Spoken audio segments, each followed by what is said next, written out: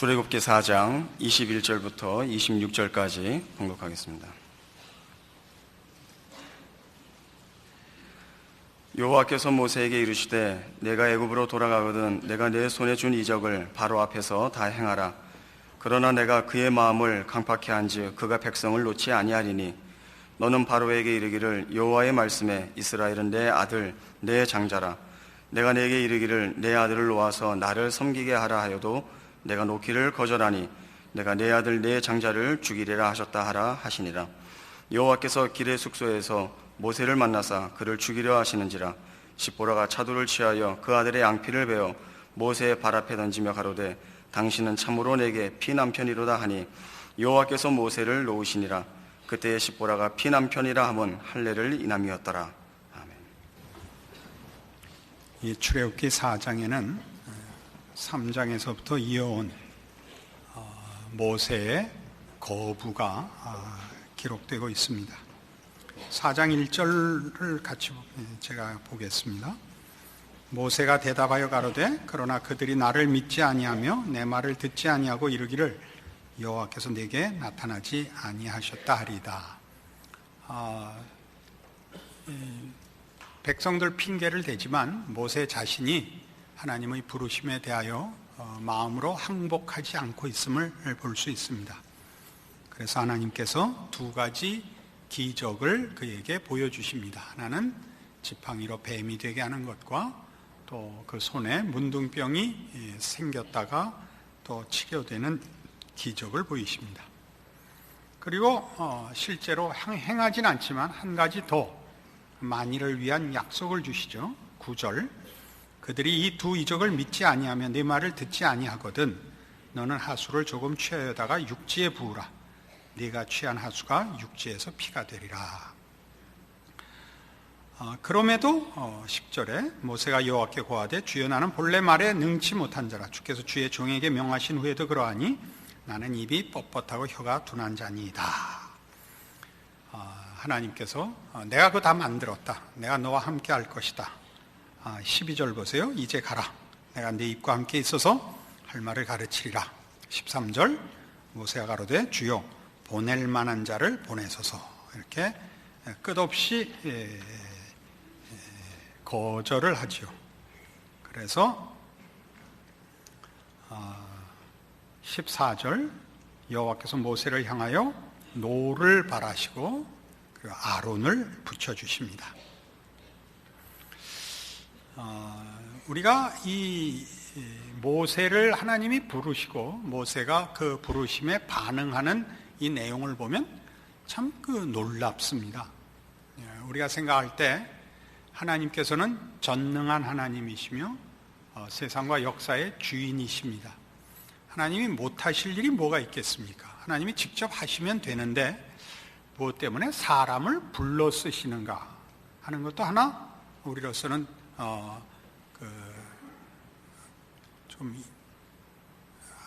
뭐라 그럴까요? 좀 납득이 다 되지 않고 게다가 또 하나님이 부르는데 계속 말대답하고 또 안 하겠다 그러는 건 또 뭔가 싶고 그걸 하나님이 일일이 다 대답해 주시는 것도 놀랍습니다. 그래서 하여튼 어쨌든 갑니다. 가는데 여태껏 그렇게 잘 용납하시고 기다려주시고 설득하시다가 갑자기 이제 모세를 죽이려고 하신다 하는 이 오늘 본 본문에서의 내용은 우리를 또 당황시킵니다. 여긴 말하자면 깊은 성경적인 가르침이 있습니다. 놓치기 쉽고 혼동하기 쉬운 내용이니까 좀 차근차근 보십시다. 우선 하나님은 역사와 모든 사건의 주인이십니다. 하나님이 역사의 흐름과 방향과 목적을 가지고 역사에 개입하시며 모든 사건에 하나님이 결정권을 쥐고 있습니다. 그러나 어찌된 일인지 하나님은 이 일에 사람을 쓰십니다. 하나님은 분명히 이 모세에게 이런 두 가지 기적을 보임으로써 하나님이 보이는 세상을 초월해 계시는 그러니까 보이는 세상을 주무르시는 주권자인 것을 확인시키십니다. 그럼에도 불구하고 하나님이 직접 어떤 사건을 또는 어떤 일을 초월적인 신적 개입으로 홀로 결정을 하시든가 사태를 돌려놓으시지 않고 사람을 통하여 일하십니다. 여기에는 아주 중요한 이유가 있습니다. 우리가 보통 기독교 신앙을 가지고 소원하는 궁극적인 소원은 영생복락이라 이렇게 표현할 수 있습니다. 우리는 다시는 상함이나 해함이나 싸움이나 슬픔이나 고통이 없는 천국에 갈 것입니다. 우리는 일반적으로 피상적으로 생각하면 이 천국이 이런 환경과 조건에서 완벽한 곳으로 기대를 합니다만, 실상 천국에 있어서 가장 중요한 부분은 거기서 살아야 할 사람 자신입니다. 그러니까 그 환경이 얼마나 좋아야 하는가 이전에 이 죄의 본성을 가진 인간이 그 싸움과 불행의 원인을 가지고 있고 그 분란을 일으키는 당사자인 것을 우리가 기독교 신앙의 시각으로 이해를 한다면, 우리는 천국이 이루어지려면 환경과 조건 이전에 거기서 살아야 할 우리가 변화되어야 한다는 것을 누구나 인식하게 됩니다. 하나님은 말하자면 하나님의 일하심에, 즉 이 천국의 완성, 하나님의 통치의 완성, 하나님의 창조 계획의 완성을 위하여, 그러니까 세상을 바꿔놓는 것보다 하나님의 백성들을 부르고 완성하시는 일을 우선하셔야 되는 것입니다.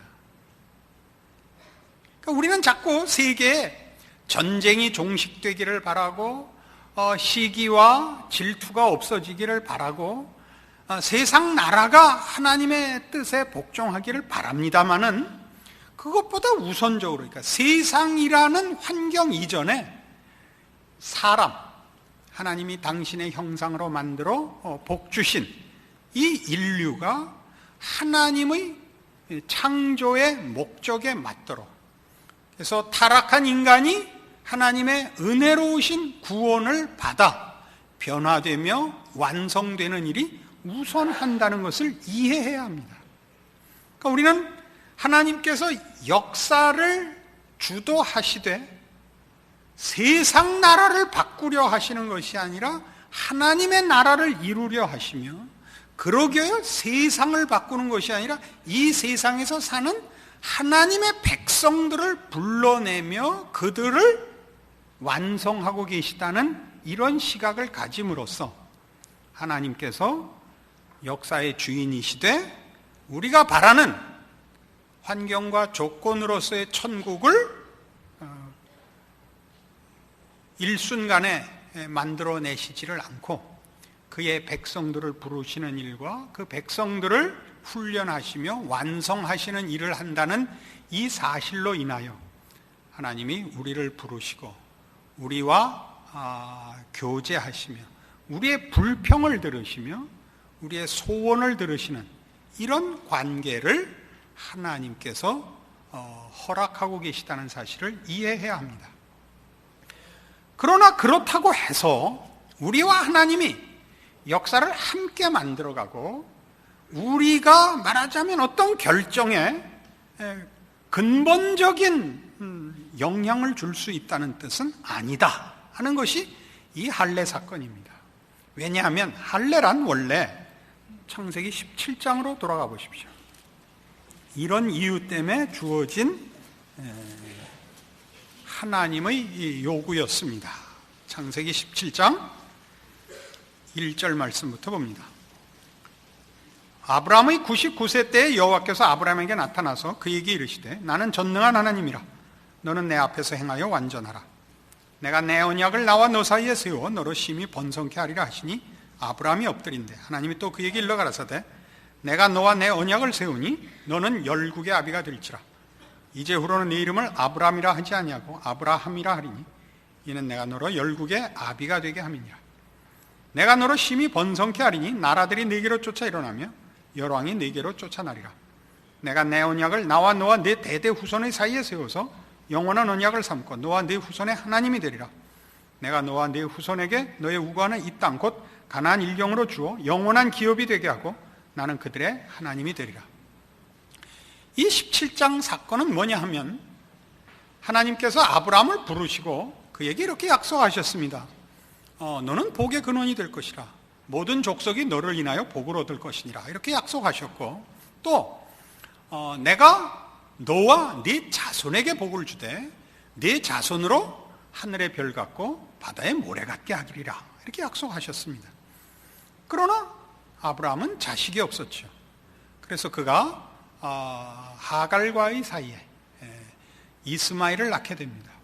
하나님이 이 일로 아브라함을 책망하시고 다시 그의 약속을 확인시키는 것입니다. 네 몸에서 날짜로, 즉 너와 사라와의 사이에서 날짜로 내가 네 후손을 삼을 것이며 그렇게 네 자손을 하늘의 별 같고 바다의 모래 같게 할 것인데 네 힘으로 하는 것이 아니라 내가 그렇게 할 것이다, 이겁니다. 그래서 여러분 아시다시피 이삭은 아브라함과 사라가 아이를 낳을 수 없는 나이에 낳게 되어 하나님이 주신, 하나님이 만들어 주신 자식이라는 것을 증언하고 있습니다.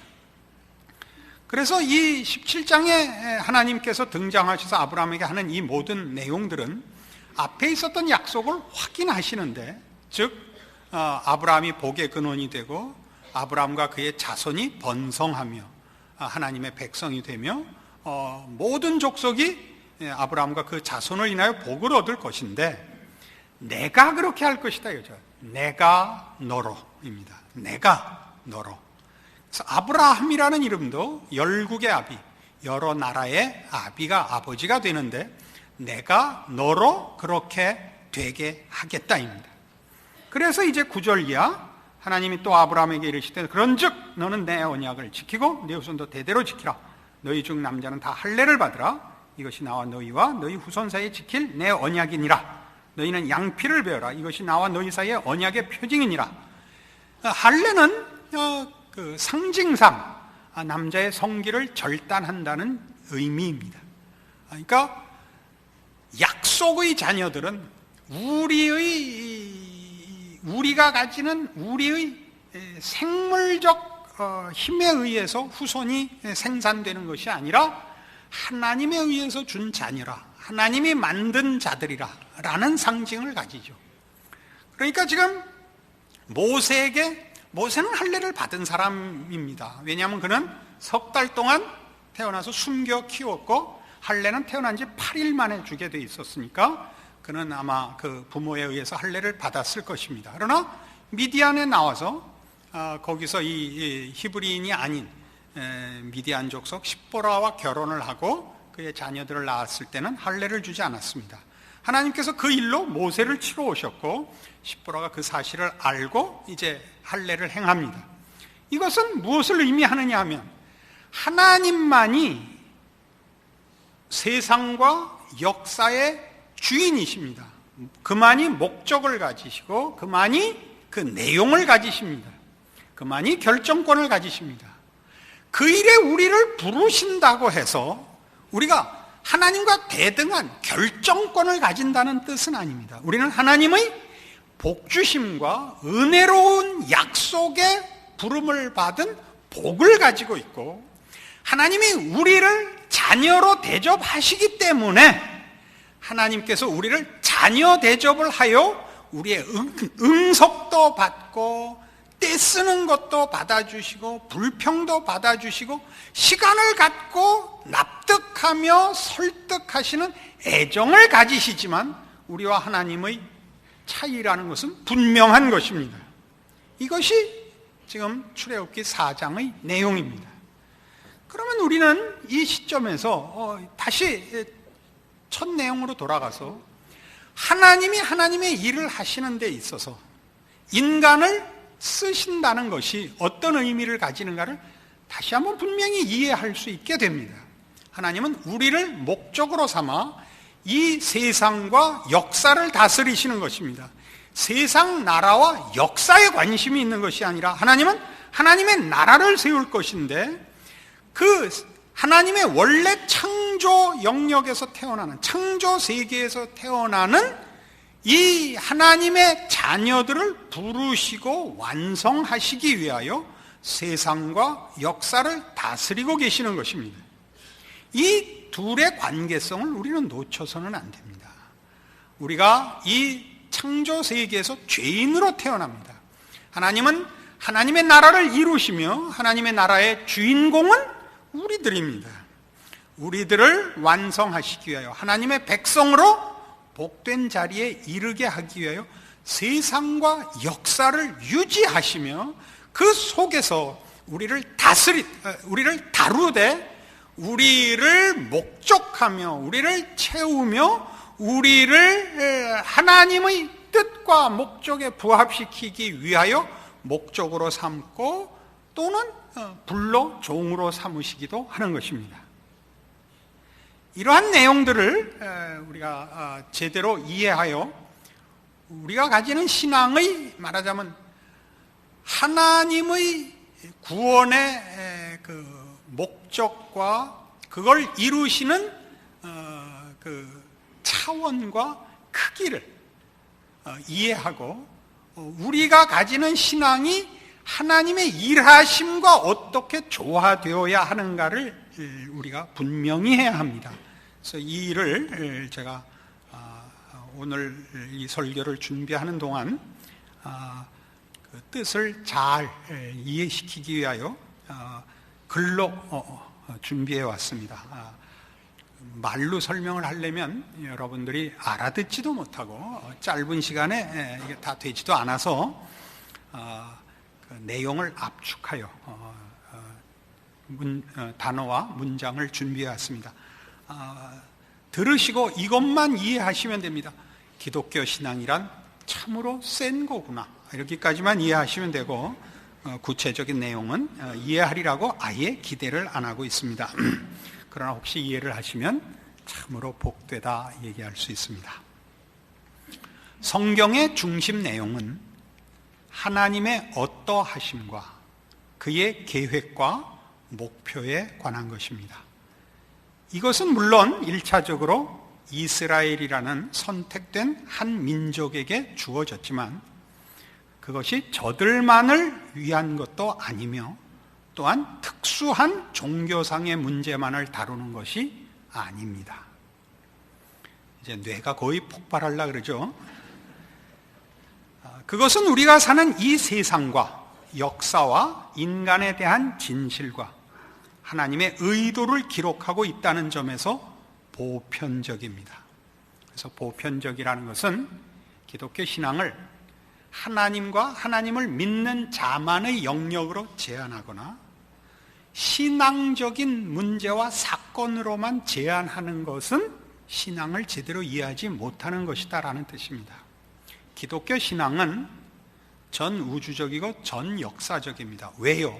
하나님은 세상과 역사의 주인이시기 때문에 신앙이 개입되지 않는, 신앙이라는 것을 근거하지 않고 이해할 수 있는 그런 영역과 순간은 없습니다. 설명을 하니까 더 어렵죠. 하나님은 타락한 인간들의 계속된 반대와 어리석음에도 불구하고 그의 뜻과 목표를 이루실 것입니다. 그러기 위하여 처음부터 그리고 지금도 그리고 이루실 때까지 역사하실 것입니다. 이러한 진실은 기독교인에게 있어서 그 신앙의 기반이 됩니다. 가장 중요한 기초가 됩니다. 왜냐하면 모든 인간의 요구인 행복은 결국 인류 역사가 어디로 가며 무슨 의미를 가지는가와 직결됩니다. 역사가 다만 순환하는 것이라면 모든 인생은 그저 명멸하는 순간적 존재에 불과할 것입니다. 역사가 궁극적 목표를 가져야 그 역사 속에 존재하며 참여하는 개인의 인생이 의미와 방향을 가질 수 있으며 비로소 각 개인은 책임과 희망을 가질 수 있게 됩니다. 인류 역사의 주인이 하나님이시며 그가 목적을 갖고 주관하신다는 사실은 인간이 가지는 목표와 인간이 욕심내는 것과 완벽하게 다르다 하는 것으로 역사적으로 그리고 성경 안에 증언되어 있습니다. 그것은 대표적으로 바벨탑 사건이 그렇습니다. 인간이 만드는 나라는 하나님께서 인정하시지 않으며 그것은 영원할 수 없다 하는 것이 바벨탑 사건이며, 성경은 하나님께서 영원한 도성 새 예루살렘을 목표하고 있다고 분명히 증언하고 있습니다. 정의, 진리 같은 추상적 개념이 신앙의 근거나 목표가 되어서는 아니 됩니다. 신앙의 근거는 언제나 노아 홍수, 출애굽, 십자가가 기독교 신앙의 본질로서 신앙의 근거가 될 수 있습니다.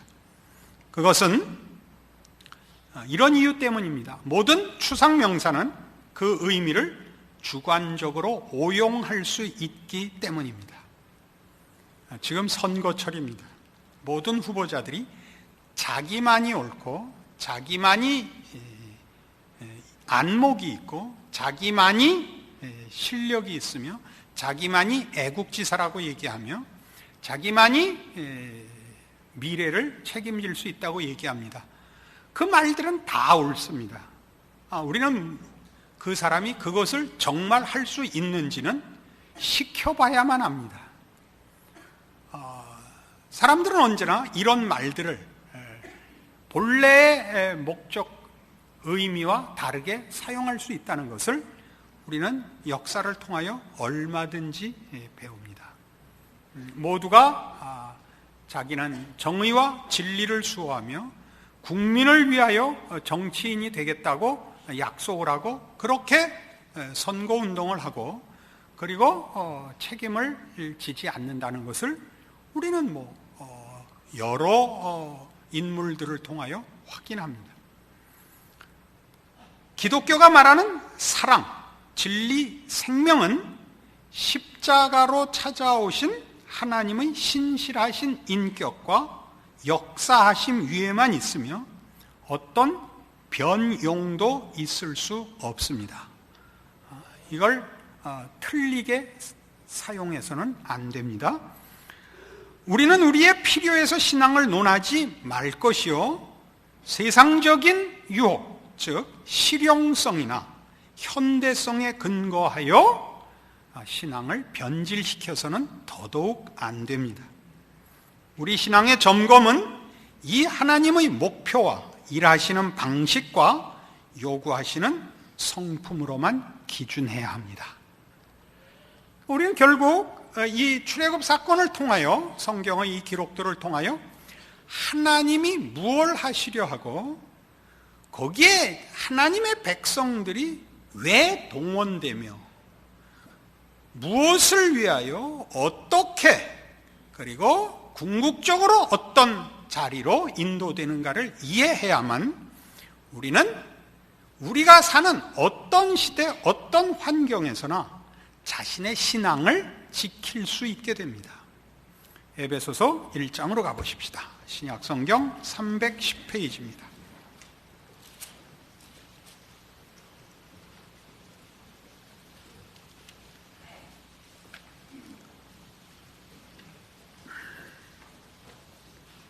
에베소서 1장 7절입니다. 우리가 그리스도 안에서 그의 은혜의 풍성함을 따라 그의 피로 말미암아 구속 곧 죄사함을 받았으니 이는 그가 모든 지혜와 총명으로 우리에게 넘치게 하사 그 뜻의 비밀을 우리에게 알리셨으니 곧 그 기쁘심을 따라 그리스도 안에서 때가 찬 경륜을 위하여 예정하신 것이니 하늘에 있는 것이나 땅에 있는 것이 다 그리스도 안에서 통일되게 하려 하심이라. 역사는 어디로 간다고요? 그리스도 안에서의 통일로 갑니다. 그리스도 안에서의 통일. 그리스도를 왜 보내셨습니까? 그러하여금 왜 십자가를 지게 하셨습니까? 하나님은 인류를 구원하여 하나님의 백성이 되게 하려 하십니다. 단순하게 구원을 주시려고 한다. 훨씬 분명하게 모든 사람이 하나님의 백성이 되어 복받기를 원한다. 그렇게 할 수 있습니다. 그러나 이것은 자칫 잘못하면 하나님이 세상 역사를 움직여가는 것과 별개로, 세상은 세상의 길을 가고 하나님은 그 속에서 하나님의 백성들을 끌어내기만 하는 것으로 분리시키는 식으로 이해하셔서는 안 됩니다.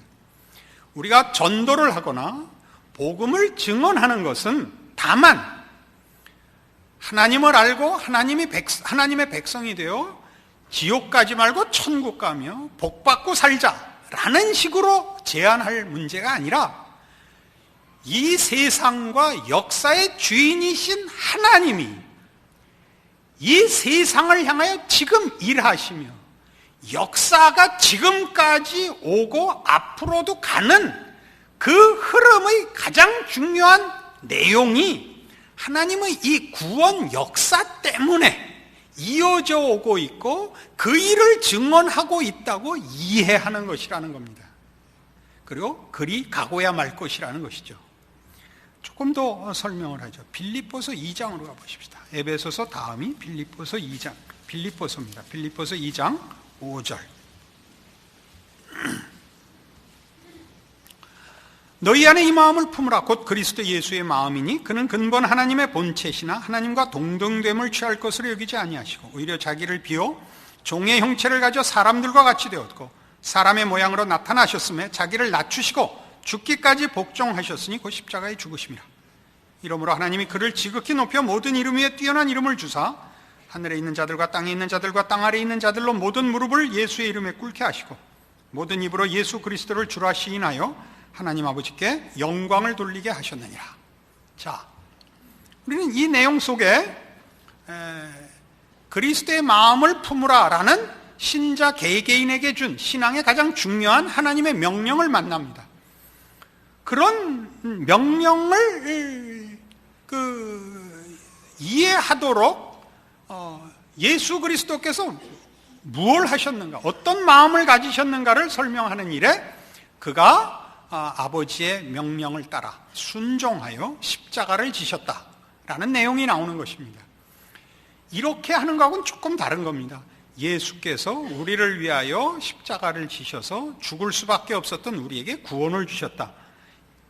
복음의 핵심입니다만은 지금은 시각이 좀 다릅니다.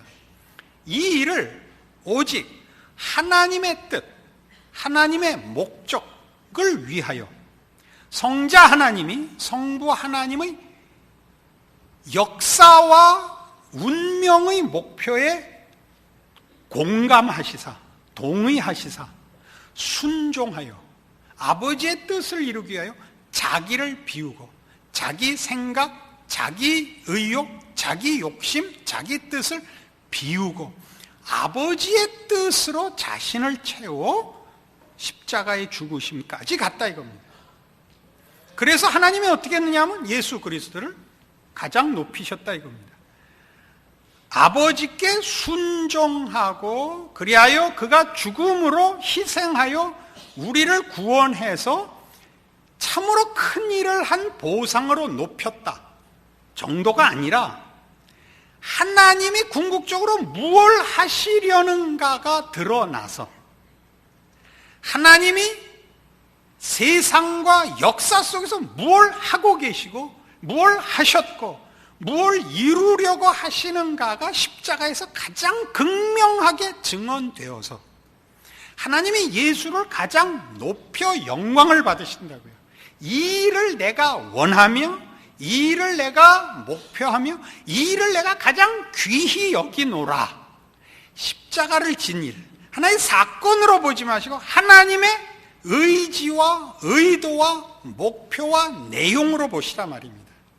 그러니까 우리는 우리의 신앙이 자칫 잘못하면 십자가를 증언하여 예수께서 당신을 위하여 죽으셨다는 사실을 믿으시고 함께 예수 믿어 천국 갑시다 로 제한시키지 말고 내가 믿는 하나님을 당신도 믿어 복받고 행복하게 삽시다 정도로 제한하시지 말고, 하나님께서 지금 이 세상과 역사 속에서 예수 그리스도를 십자가에 못 박은 것으로 증언하신 그 일, 하나님의 백성들을 구원하시며 거룩해 하시며 복 주시며 완성하시는, 우리를 당신의 형상대로 지으시고 복주어 영광 받으시는 아버지로서 일하고 계시다는 사실을 이해하고 믿는 자로서,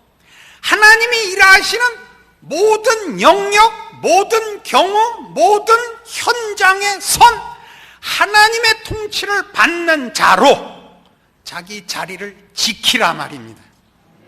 이게 신앙입니다. 이게 신앙 생활입니다. 전도를 해야, 특색화해야, 명분화해야 신앙이 증언되고 신앙이 설명되는 자 말고, 우리가 볼 때 바로가 살아있고 바로가 힘을 쓰고 바로가 압제하는 것과 방불한, 언제나 그 세상 속에서 죄악이 관영하고 불의가 힘을 쓰고 하나님을 모르는 자들이 하나님을 믿는 자들을 박해하며 하나님을 거스리고 외면하고 사는 세상이지만, 하나님은 두고 보는 것도 아니요 외면하고 계시는 것도 아니요 그 속에 일하고 계시다고요. 그 일하시는 손길과 방향에 우리가 서 있는 자로 부름을 받는 것입니다. 내가 서 있는 거기에는 하나님이 통치자시며 하나님이 우리를 구원하려 하시며 복주려 하시며 의로우심과 선하심과 생명과 자비로우심으로 임재하고 계셔서 나의 인생과 나의 행동과 나의 존재와 나의 발언과 나의 반응을 통하여 하나님이 일하시는 존재로 서야 되는 것입니다. 이것이 신앙입니다.